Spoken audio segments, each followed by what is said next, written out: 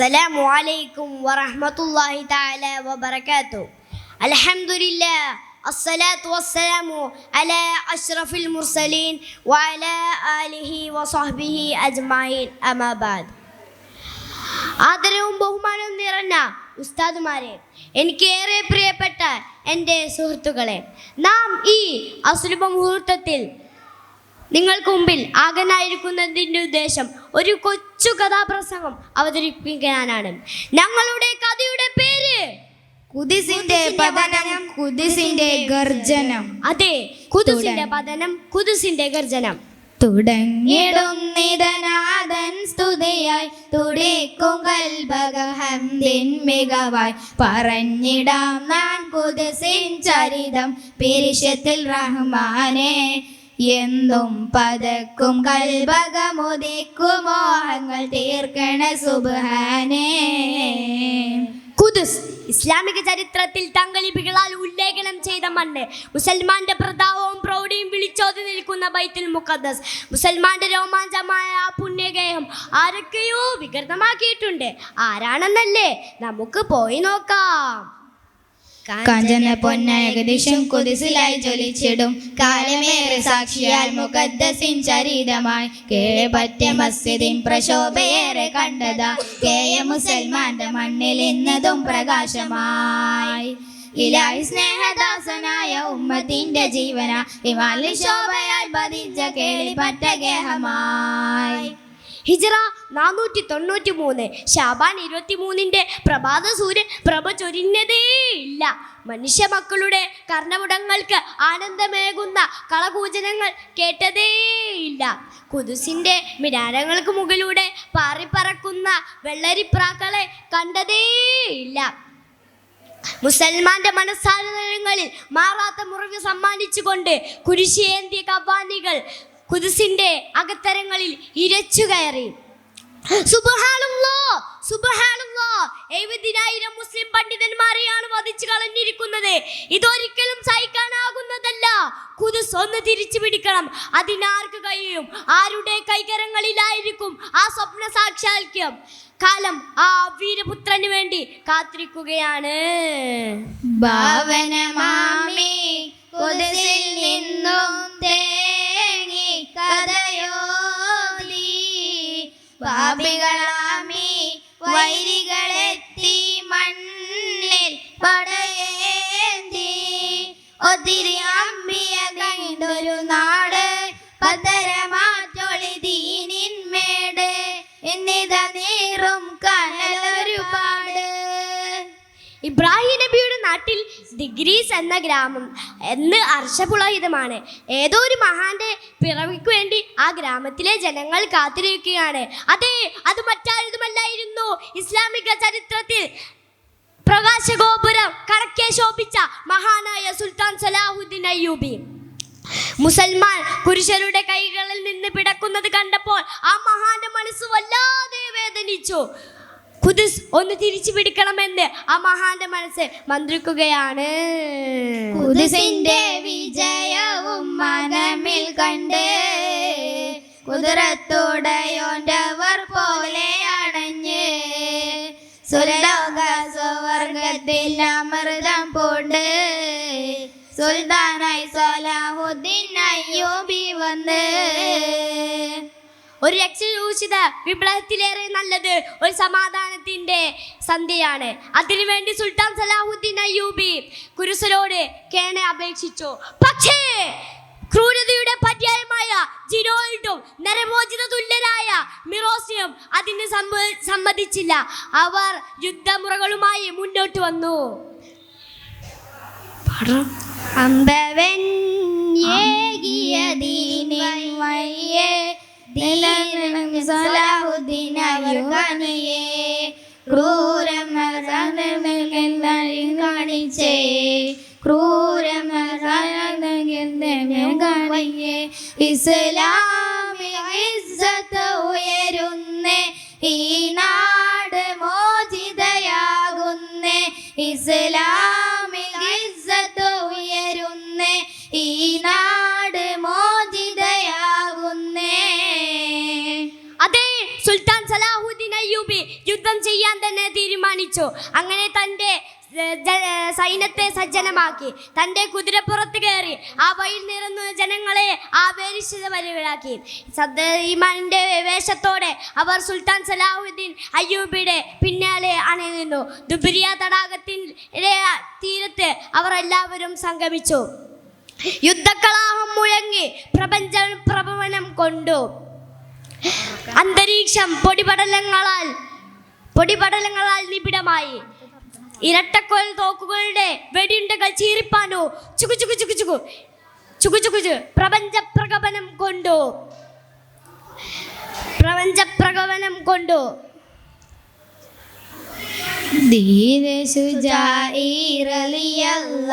ചടികുരിശിനു നേരൻ വലിയല്ല മനമുരുകി അവർ വലിയല്ല ഉടൻ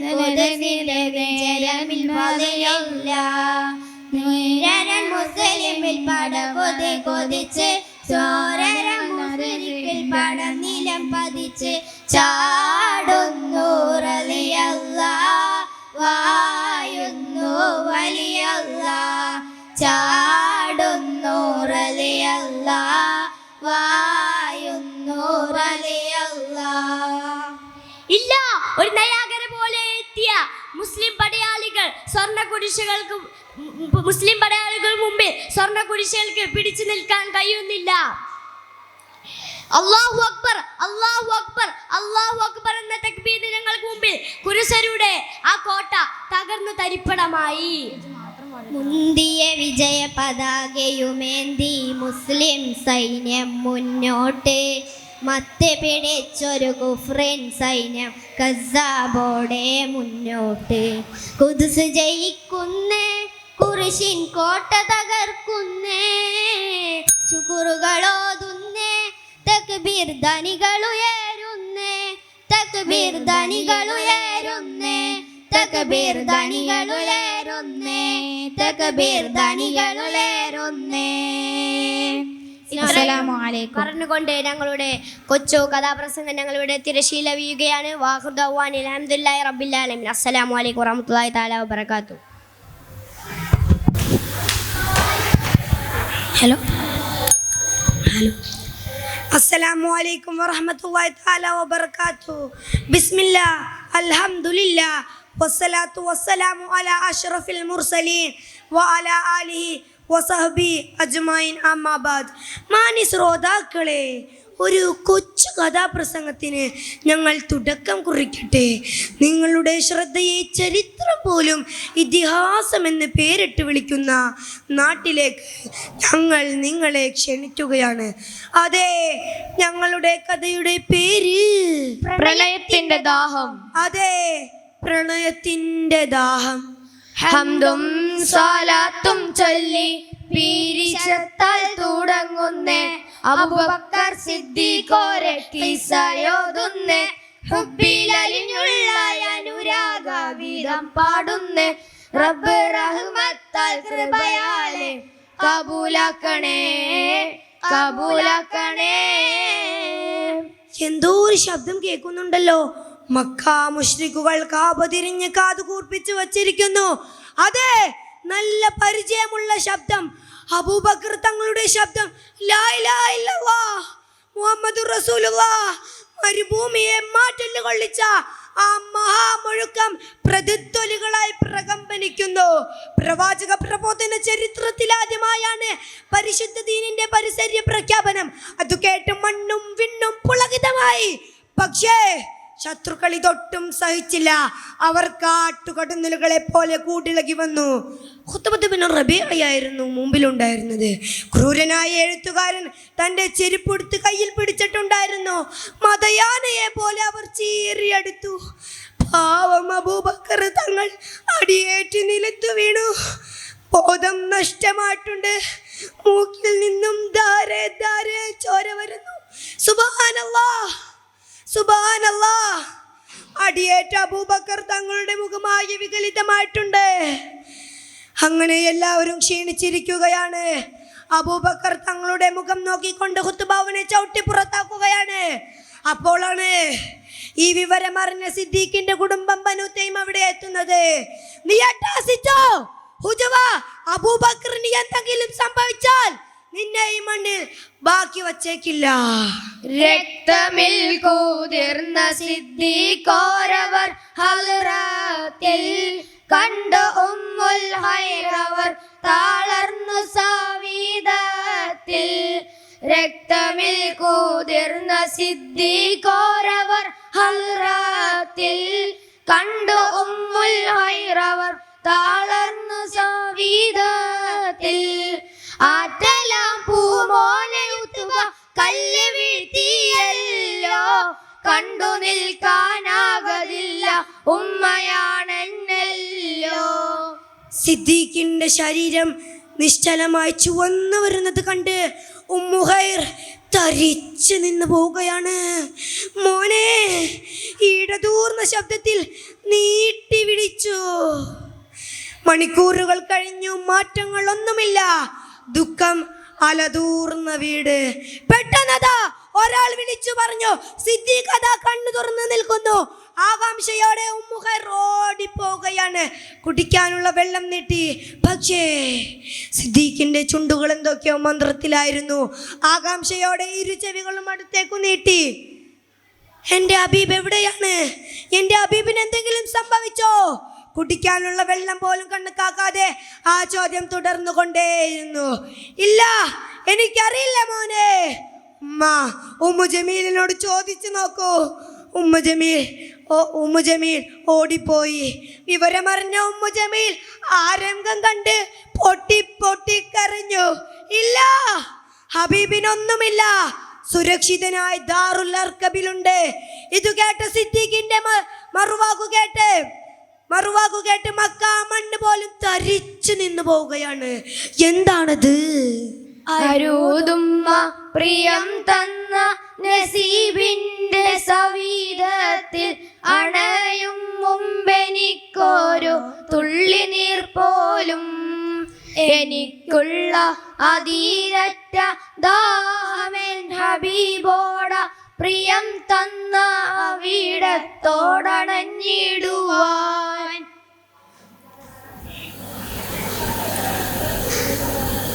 ഉമ്മ, എന്റെ ഹബീബിനെ കാണുന്നത് വരെ ഞാൻ ഒരു തരി വെള്ളം പോലും കുടിക്കില്ല.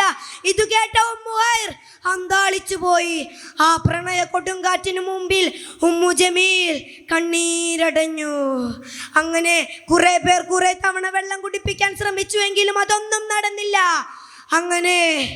അങ്ങനെ കുറെ പേർ പോയി. ആ തക്കം നോക്കി സിദ്ദീഖ് തങ്ങളെ ഉമ്മു ഖൈറും ഉമ്മു ജമീലും കൂടി എടുത്തുയർത്തി പുറത്തിറങ്ങി. ശേഷം അവർ രണ്ടുപേരുടെയും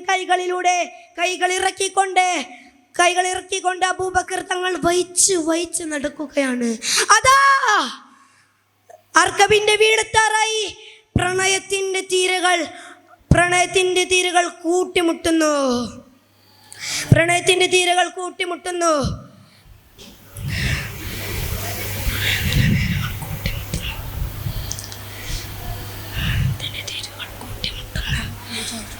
അബൂബക്കർ തന്റെ സുഹൃത്തിനെ കണ്ട നബി തങ്ങൾ ഓടി വന്ന് കെട്ടിപ്പിടിച്ചു കരഞ്ഞു. ആ കണ്ണുനീരിൽ സഹാബത്ത് അലിഞ്ഞു. അബൂബക്കറെ, നിനക്ക് എന്താണ് വേണ്ടത്? അബൂബക്കറിന് ചോദിക്കാൻ ഒരേ ഒരു കാര്യം മാത്രം ബാക്കി. എന്താണത്? എന്റെ ഉമ്മാനെ രക്ഷയിൽ നയിക്കണേ അഖിലമേ ഈ പുണ്യ വഴിയതിൽ. വെയിലിൽ അലവിൽ മികവിൽ സാക്ഷിയായ ഞങ്ങളെ ഭാവനമേ മേദിയിൽ കൊടിയേണ്ടു പുണ്യരെ സ്വീകരിക്കണേ റസൂലേ. കരാമുയർത്തണേ ഹബീബേ, സ്വീകരിക്കണേ റസൂലേ. കരാമുയർത്തണേ ഹബീബേ. നബി തങ്ങളെ, എൻ്റെ മാതാവിന് ഹിദായത്ത് ലഭിക്കണം. നബി തങ്ങൾ അപ്പോൾ തന്നെ തന്റെ കൈയും കണ്ടും ആകാശത്തേക്ക് ഉയർത്തി. അർശിന്റെ കവാടങ്ങൾ തുറന്നു. അല്ലാഹുവേ, നീ സിദ്ദീഖിന്റെ മാതാവിന് ഹിദായത്ത് നൽകണമേ.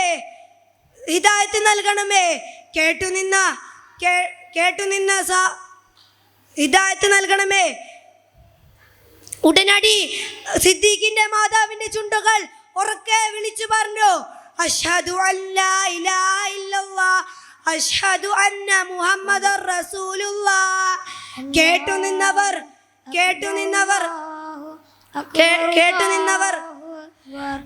ലാ ഇലാഹ ഇല്ലല്ലാഹു അല്ലാഹു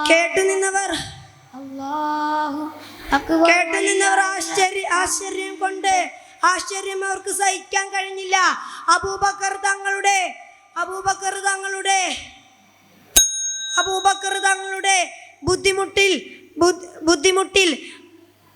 ബുദ്ധിമുട്ടിൽ എല്ലാവരും ചരിത്രം പോലും അബൂബക്കർ തങ്ങളിന് മുന്നിൽ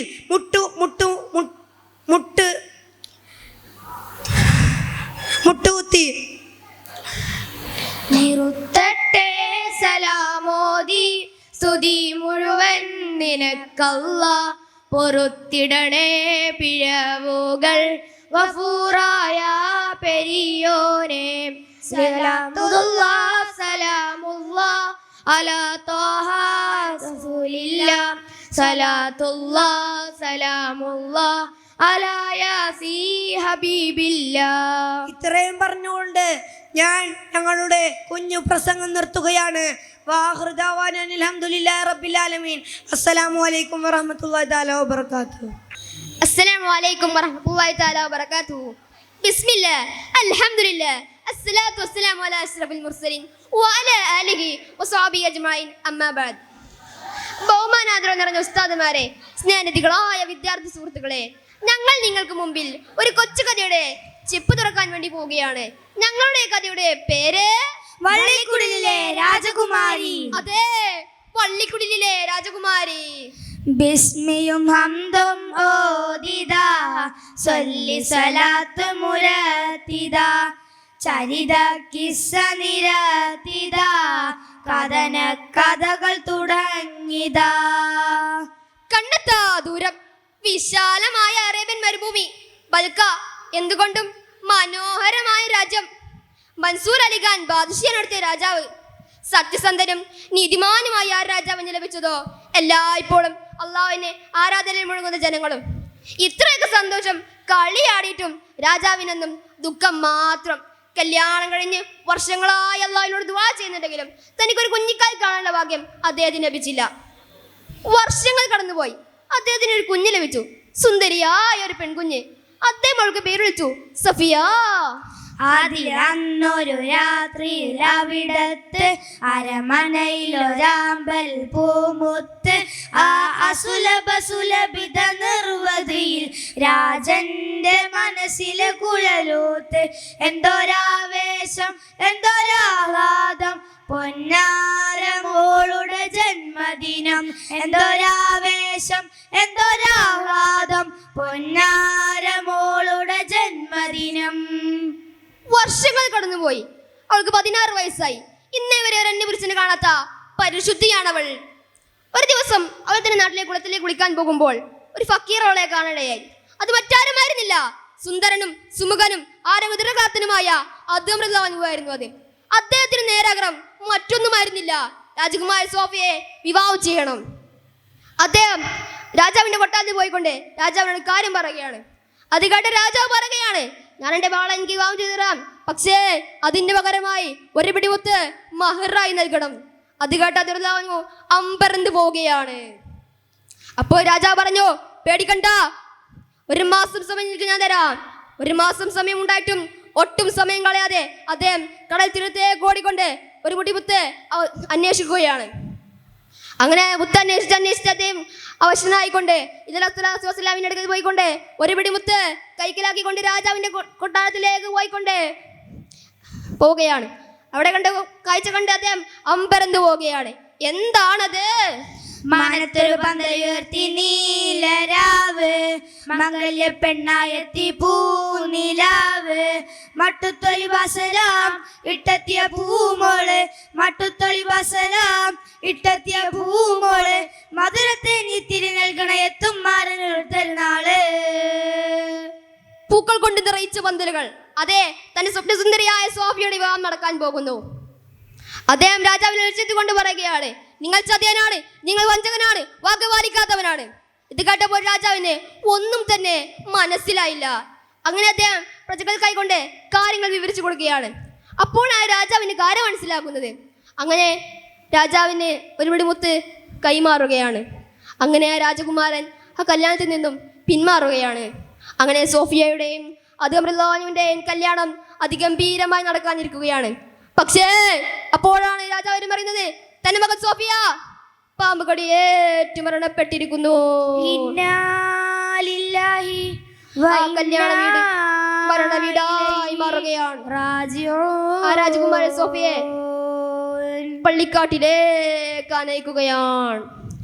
കരയല്ലേ കനിയല്ലേ കണിവിന്നൂറാവല്ലേ നിനവല്ലേ പൊരുളല്ലേ നീതേനെ കരയൂലേ നിറയൂലേ കരളും വിതും പോലെ ഉയരല്ലേ ഉണർവല്ലേ നീ മോളെ കണി കാണുവാൻ പോൽ നീ ഇനിയൊന്ന് വരില്ലല്ലോ കഴിവുള്ള കാലം കഴിഞ്ഞില്ലേ. അങ്ങനെ രാജാവ് പണിയെടുത്ത് കബറിലേക്ക് ഇടുകയാണ്. അങ്ങനെ കബർ മറമാടിക്കൊണ്ട് എല്ലാവരും പിരിഞ്ഞു പോവുകയാണ്. പക്ഷേ കലങ്ങിയ കണ്ണുകളുമായി അദ്ഹംറുല്ലാഹി മാത്രം അവിടെ അവശേഷിക്കുകയാണ്. തന്റെ സഖിയെ ഒന്നുകൂടി കാണാനുള്ള ബോധത്തിൽ അദ്ദേഹം അവിടെ നിൽക്കുകയാണ്. അങ്ങനെ അന്ന് രാത്രി എല്ലാവരും ഉറങ്ങിയതിനു ശേഷം അദ്ദേഹം ഒരു റാന്തലുമായി വന്നുകൊണ്ട് തന്റെ സഖിയുടെ കബർ തുറക്കുകയാണ്. അങ്ങനെ സോഫിയുടെ മയ്യത്തെടുത്തുകൊണ്ട് അദ്ദേഹം പറയുകയാണ്, ഹൃദയത്തിൻ അകക്കാമ്പിൽ കിനാവ് കണ്ടിരിക്കുന്ന ഹിതമൊത്തായൻ കൊടിയെ നീ എഴുന്നേൽക്ക്. ഇതുവരെ കാണാത്ത മൊഞ്ചത്തിയാണു നീ, ഇവനിൽ ഒരു വള നീ നോക്ക്. ഇതുവരെ കാണാത്ത മൊഞ്ചത്തിയാണു നീ, ഇവനിൽ ഒരു വള നീ നോക്ക്. അപ്പോഴതാ ദൂരെ നിന്നും ഒരു മൂന്നക്ക സംഘം കടന്നു വരികയാണ്. അപ്പോൾ അദ്ദേഹം പറയാണ്, നടുവിലത്തെ ആളെ കണ്ടിട്ട് ഒരു വൈദ്യനെ പോലെ തോന്നും. അദ്ദേഹം ആ മയ്യത്തിനടുത്തേക്ക് വരുന്നത് കണ്ട് അതുപോലെ മൈലാഞ്ചി കാടിൻ്റെ മറുകിലേക്ക് ഒളിക്കുകയാണ്. അങ്ങനെ അദ്ദേഹം ആ മയ്യത്തിനടുത്തേക്ക് വന്നുകൊണ്ട് പറയുകയാണ്, ഇവൾക്ക് എവിടോ ജീവൻ ബാക്കിയുള്ളതുപോലെ. സുബ്ഹാനല്ലാഹ്, പെട്ടെന്ന് അവൾ ചാടിയിട്ട് കൊണ്ട് പറയുകയാണ്, എവിടെ എൻ്റെ കൊട്ടാരം, എവിടെ എൻ്റെ രാജകീയ വസ്ത്രം, എവിടെ എൻ്റെ കൊട്ടാരം, എവിടെ എൻ്റെ രാജകീയ വസ്ത്രം. അത് കേട്ടപ്പോൾ വൈദ്യന് ഒന്നും തന്നെ മനസ്സിലായില്ല. അപ്പോൾ അതുപോലെ മൈലാഞ്ചി കാടിൻ്റെ ഉള്ളിൽ നിന്ന് ഇറങ്ങി വന്നുകൊണ്ട് പറയുകയാണ്, കാര്യങ്ങൾ വിശദീകരിച്ചു കൊടുക്കുകയാണ്. അപ്പോൾ വൈദ്യൻ ചോദിച്ചോ, നിനക്ക് നിന്നെ ജീവൻ സ്നേഹം തുല്യം സ്നേഹിച്ച അദ്ഹമിന്റെ കൂടെ പള്ളിക്കുടിയിലേക്ക് പോണോ, അതോ സുഖ സൗകര്യങ്ങളും അടങ്ങിയ കൊട്ടാരത്തിലേക്ക് പോണോ? അപ്പോൾ സോഫിയ പറഞ്ഞു, എന്നെ ജീവൻ തുല്യം സ്നേഹിച്ച അദ്ഹമിന്റെ കൂടെ പള്ളിക്കുടിയിലേക്ക് പോയാൽ മതി. നാരിയാം സോഫിയ തൻ കണ്ണിൽ അദ്ഹമിൽ ഇഷ്കോതി പൊന്നിൽ നാലുകാൽ വള്ളിക്കുടിലകമിൽ അജബിനാൽ കസുറും തീർത്തുലകിൽ നാരിനീ ചമഞ്ഞിടുന്ന നാഥനെ സ്തുതിച്ചിടുന്ന മാരനാഥമിലായി ചേർന്നിടുന്നേ. നാരിനീ ചമഞ്ഞിടുന്ന നാഥനെ സ്തുതിച്ചിടുന്ന മാരനാഥമിലായി ചേർന്നിടുന്നേ. ഇൻഷാ അല്ലാഹ് അവരുടെ കൂടെ നാം ഏവരെയും ജന്നാത്തുൽ ഫിർദൗസിൽ ഒരുമിച്ച് കൂടുമാറാകട്ടെ. ആമീൻ. റബ്ബിൽ ആലമീൻ. അസ്സലാമു അലൈക്കും വറഹ്മത്തുള്ളാഹി തആല വബറകാതുഹു.